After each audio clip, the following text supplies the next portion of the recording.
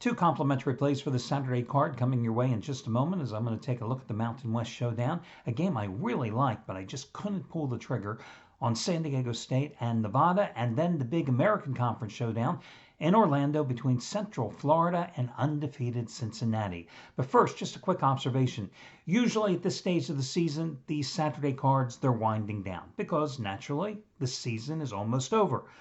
But we've got a different type of season here, one that has been so heavily affected by the pandemic. And because so many games are getting canceled or postponed, because so many conferences like the Big Ten, the Pac-12, the Mid-American Conference delayed the start of the seasons, instead we have Saturdays here late in November that are just packed full of games. Now, for somebody like myself who believes in concentrating the most where the odds makers concentrate the least, well, having volume of games, that's key.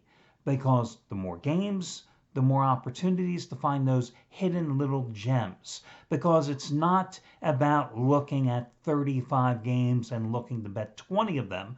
It's about finding those 2 or 3 games where the lines are least sharp and then striking. So it's going to be interesting here because, normally the last Saturday in November, the first Saturday in December, that's pretty much it. We're getting to the individual college conference championships. We've got Army Navy traditionally, and then that's pretty much it. Not this year.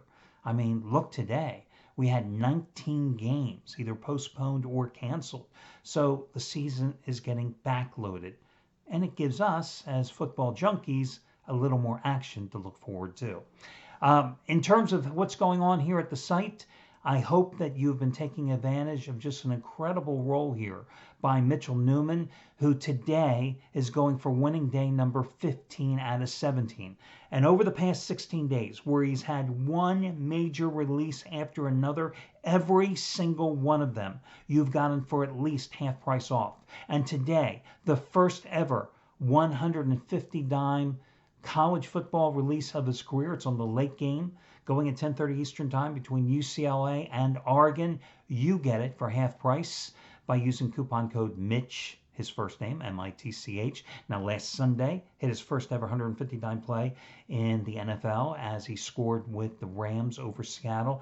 And of course, with 100 dime plays, his normal top rated release, he's only won 8 of the past 9, including, Western Michigan on Wednesday night, Kent State on Tuesday night, and the Vikings over the Bears on Monday night. And then last Saturday, it was Colorado outright over Stanford. And again, you got them all for at least half price off. So that's the big play of all of those being promoted today. As for me, I'm going for college football winner.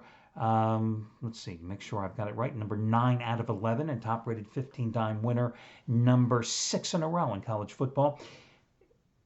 It's a team that's coming off a loss that I think not only wins today, but wins big. And not just because they should dominate the opponent, but there's other mitigating factors as well. And that's another half price play of the day.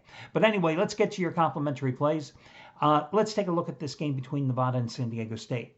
Now, Nevada, undefeated, playing at home as a 1.5 point underdog.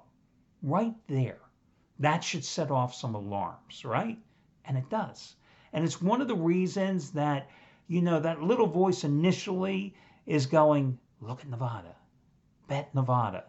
It's not screaming, bet me, bet me, bet me, but it's telling me to look at Nevada.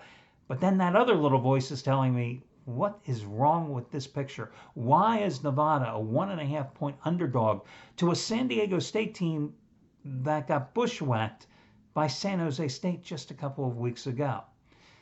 Well, it's the metrics.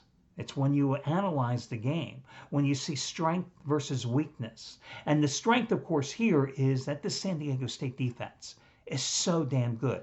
Now, did they switch coaches? Is Rocky Long gone and is Brady Hoke back at San Diego State? Yes.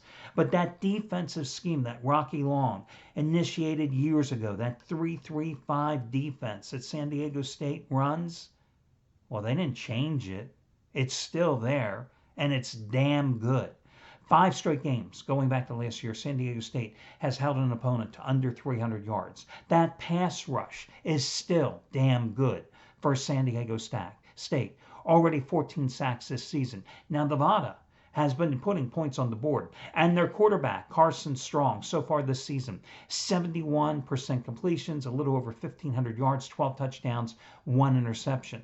But his offensive line, pathetic, has already allowed 14 sacks. And it's not like he's playing Clemson, Alabama, and Ohio State every week.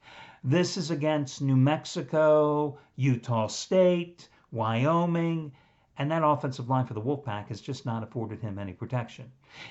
The other metric you have to look here is that you've got a Nevada team that is going to pass, I was reading, 62% of its offensive plays this season. You've got a San Diego State team that can't throw the ball and is going to be running at about a 67% clip so far this season on its offensive plays. But here's the little twist. San Diego State's quarterback play has just been awful this year. Their quarterback, also named Carson Baker, a matter of fact, against Hawaii last week, was 4 for 13 for 30 yards and 2 interceptions. He started all 5 games this year, and he's just been bad. But last week, Brady Hoke turned to a grad transfer from Georgia Tech, who was recovering from shoulder surgery. Lucas Johnson directed a 9-play, 71-yard touchdown drive with 3 long runs. He's a good runner. And Hoke hasn't decided who is going to be, or hasn't announced who's going to be a starting quarterback. My money is that both guys are going to play, but look for Johnson to direct this offense more today, or at least equally today, and to give that San Diego State offense even another element of a strong rushing attack, going to more of an option-oriented attack today. And that's going to be problematic. Nevada has played great against the run, but Nevada hasn't played anybody. Then on the other side, though, just playing devil's advocate, got to pitch it to you here. San Diego State, the one team that they lost to this year was San Jose State. San Jose State, Nick Starkel, has a great year this year. He gets hurt early with a leg injury after hitting 2 out of 3 passes. His backup comes in, Nick Nash, 16 for 25, 169 yards, 2 touchdowns. They got hurt by the pass. So when I look at this game, I like Nevada. If you paid me, I'd bet Nevada, but I just couldn't pull the trigger, despite what that little voice is whispering in my ear. I think Nevada is going to win this game. I think even though those alarm bells are going off that Nevada, the 1.5-point home dog, yes, there's some things here that you have to be worried about. I always say about the complimentary plays. They're plays that I really, really like, but for one reason or another, they have a little wart. Well, I gave you what the warts are involving the Wolfpack, but I still do like Nevada. The other game that I strongly considered today was Cincinnati. You've got an undefeated Cincinnati team that has never won at the Bounce House in Orlando, going 0-2. You've got a Cincinnati team that last year won at home at Nippert Stadium, 27-24, ending Central Florida's 19-game conference winning streak. You've got a Central Florida team that puts points on the board but struggles defensively. You've got a Cincinnati team that gives up an average of just 12 points a game this season. You've got a Cincinnati team that has just been getting outstanding quarterback play, and a Bearcats team that has won 8 straight and 17 out of 19 games going back to last season.